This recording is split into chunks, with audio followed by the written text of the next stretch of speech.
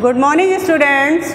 आज हम लोग काव्य में तुलसीदास जी की एक अन्य व्याख्या का अध्ययन करेंगे। तुलसीदास जी ने धनुष भंग प्रसंग में ऐसा सुंदर प्रस्तुत किया है जो जनमानस को बहुत ही भा गया और पाठक जन इसको पढ़कर भक्ति भाव से सराबोर हो जाते हैं। तो मैंने प्रसंग जो चयन किया है प्रसंग का वो है हमारा धनुष भंग, और ये धनुष भंग शीर्षक तुलसीदास जी द्वारा रचित है। इससे पहले की व्याख्या में मैंने बताया भी है कि तुलसीदास जी ने ये रामचरितमानस का जो सृजन किया है उसी का ये एक अंश है धनुष भंग, जिसमें कि सीता स्वयंवर निर्धारित किया गया है और सीता स्वयंवर में श्री राम धनुष भंग करने के लिए मंच पर पहुंच रहे हैं, सभा भवन में पहुंच गए हैं। उसके बाद वो मंच पर जाकर धनुष को तोड़ेंगे। तो इन्हीं सभी चीज़ों का, इन्हीं सभी भावों का बहुत ही रोचक चित्रण किया है। वास्तव में यहाँ पर इसका अध्ययन करने से ऐसा लगता है कि वास्तविक चित्र हमारी आंखों के सामने प्रस्तुत हो जाता है। तो इसके संदर्भ में आप बहुत अच्छा सा संदर्भ लिखेंगे कि भक्ति, वात्सल्य और श्रृंगार की त्रिवेणी प्रवाहित करने वाले हिंदी काव्यमाला के सुमेरु मोती के सदृश भक्ति काल के राम भक्त कवि शिरोमणि तुलसीदास जी द्वारा रचित प्रस्तुत काव्यखंड या प्रस्तुत पद्यांश हमारी पाठ्यपुस्तक हिंदी के धनुष भंग शीर्षक से उद्धृत है। जैसे ही आप इतना अच्छा लिखेंगे संदर्भ तो इम्प्रेशन बहुत अच्छा पड़ेगा इसका।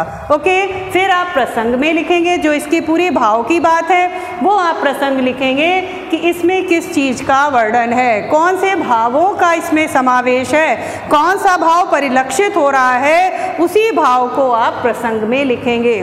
तो इस समय आप लिखेंगे कि प्रस्तुत पद्यांश में तुलसीदास जी ने सीता जी के मनोभावों का बहुत ही प्रभावशाली वर्णन दर्शाया है। ओके, और साथ ही धनुष भंग के प्रति जो उनके मन में चिंता है उसको व्यक्त किया है। इतनी सी बात लिखते ही आपका ये प्रसंग क्लियर हो जाएगा। ओके स्टूडेंट्स, अब हम बात करते हैं व्याख्या की, और व्याख्या आप बहुत ध्यान से समझेंगे क्योंकि यहाँ पर कौन सी भाषा है, किस तरह से छंद लिखा गया है, कौन सा इसमें काव्य सौंदर्य है। जब आप व्याख्या समझ लेंगे तो आपको काव्य सौंदर्य उसमें से लिखना बहुत ही सरल हो जाएगा। ओके, क्लियर हो गया। संदर्भ सबसे पहले लिखें। संदर्भ से भी पूर्व आप पहले आद्योपांत लिखेंगे। आद्योपांत मीन्स पहला और आखिरी शब्द लिखेंगे, जिससे पता चल जाए।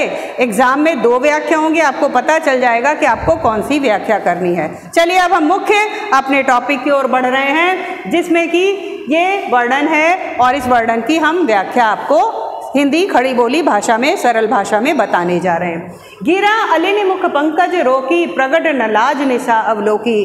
प्रस्तुत पद्यांश में तुलसीदास जी ने बहुत ही प्रभावशाली वर्णन किया है और कह रहे हैं कि इस समय जब श्री राम धनुष भंग करने के लिए उस धनुष यज्ञशाला जो सभागार बनाया गया है वहाँ पे बैठे हैं, वहाँ पहुँच गए हैं, लेकिन वो धनुष भंग करने के लिए प्रस्तुत तो हैं, लेकिन इस समय सीता जी के मन में जो भाव उठ रहे हैं और बहुत संकोच हो रहा है, उन सभी भावों को दर्शाते हुए कह रहे हैं कि गिरा अलिन, गिरा मीन्स वाणी, अलिन मीन्स भौरा, मुख पंकज रोकी। इस समय सीता जी बिल्कुल एक शब्द भी नहीं बोल पा रही हैं, मन ही मन ईश्वर से प्रार्थना कर रही हैं, लेकिन मुख से उनके कोई भी शब्द नहीं निकल रहा है। तो उसको देखकर तुलसीदास जी कहते हैं ऐसा लग रहा है कि मुख पंकज, मुख रूपी कमल पर, यहाँ पर रूपक अलंकार हो रहा है बच्चों।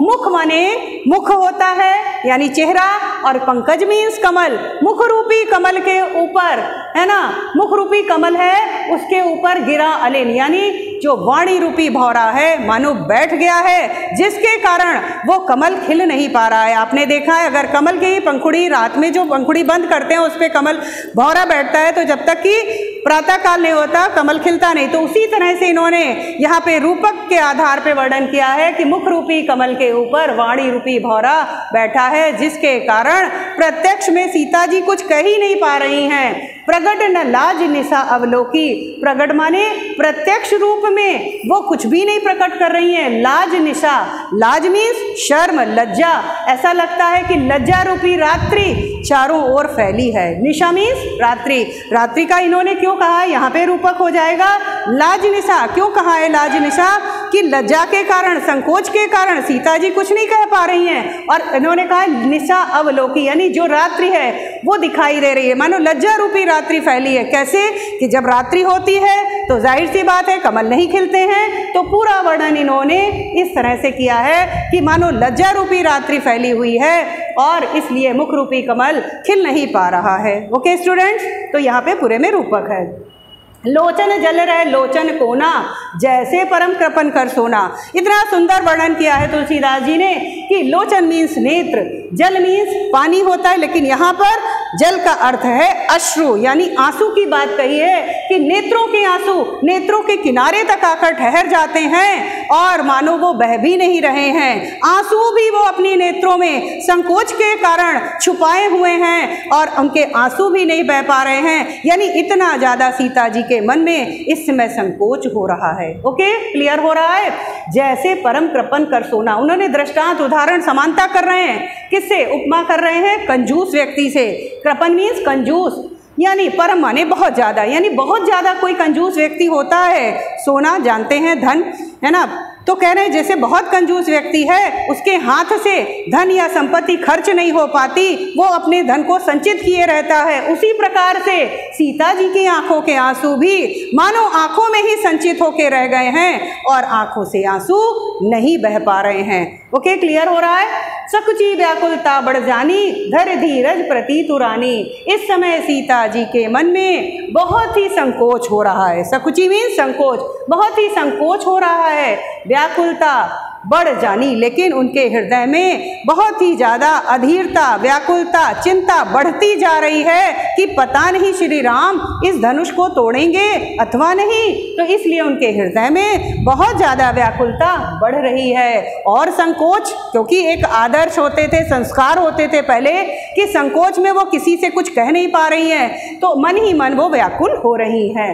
धर धीरज प्रतीत उर आनी, धर धीरज बेटा यहाँ पे अनुप्रास अलंकार हो रहा है, एक ही वर्ण से लगातार दो शब्द हैं। तो कहा है फिर भी, धरि माने धारण किए हुए हैं, धीरज मीन्स धैर्य, प्रतीति माने विश्वास, उर मीन्स हृदय, लेकिन फिर भी सीता जी अपने हृदय में बहुत ही धैर्य धारण किए हुए हैं। वो संकोच में हैं, व्याकुलता हृदय में बढ़ रही है, लेकिन फिर भी उर मीन्स हृदय, हृदय में वो धीरज बनाए रखे हैं, धीरज धारण किए हैं। किसी भी तरह से वो अपने मनोभावों को व्यक्त नहीं कर पा रही हैं। ओके स्टूडेंट्स, क्लियर हो रहा है। आगे बढ़ते हैं। तन मन वचन मोरपन साचा, सीता जी मन ही मन प्रार्थना कर रही हैं और संकल्प कर रही हैं, ईश्वर को याद कर रही हैं और कह रही हैं कि हे ईश्वर, तन से, शरीर से, मन माने वनहई है, वचन माने वाणी से, मोर माने मेरा, पन माने प्रण। यहाँ पे ये पन जो है शब्द वो तद्भव है। तो कह रही हैं कि हे ईश्वर, अगर मेरा प्रण यानी संकल्प तन से, मन से और वाणी से मेरा प्रण अगर सच्चा है, तन मन वचन से मेरा प्रण अगर सच्चा है, मैंने जो भी संकल्प लिया है वो मेरा अगर मन से, तन से और वाणी से मेरा जो संकल्प है वो अगर बिल्कुल सत्य है, तो क्या होना चाहिए? रघुपति पद सरोज चित राचा। रघुपति यहाँ पे पर्याय आया है श्री राम के लिए। पद सरोज, यहाँ भी बेबी बच्चों आपका रूपक अलंकार हो जाएगा। क्यों? पद माने पैर यानी चरण, सरोज माने कमल। ईश्वर के स्वरूप हैं, ईश्वर के चरणों को कमल माना ही गया है। तो कह रही हैं कि सीता जी कि हे ईश्वर, हमें श्री राम के चरण कमलों में उनकी सेवा करने का अवसर मिले। चित्त राचा, चित्त माने मन, राचा माने डूब जाए, रम जाए। तो हे ईश्वर, इतनी कृपा करिए कि श्री राम ही धनुष को तोड़ें और श्री राम के चरण कमलों की सेवा करने का अवसर मुझे प्राप्त हो। ओके, समझ में आ रहा होगा आपको। तो भगवान सकल उर्वासी करहि मोहि रघुबर के दासी। सीता जी कह रही हैं कि हे ईश्वर, तो भगवान से प्रार्थना कर रही हैं कि हे भगवान, सकल उर्वासी, हे ईश्वर, आप तो सभी के हृदय में निवास करते हैं। सकल मीन्स सारे, उर माने हृदय, वासी माने निवास करना।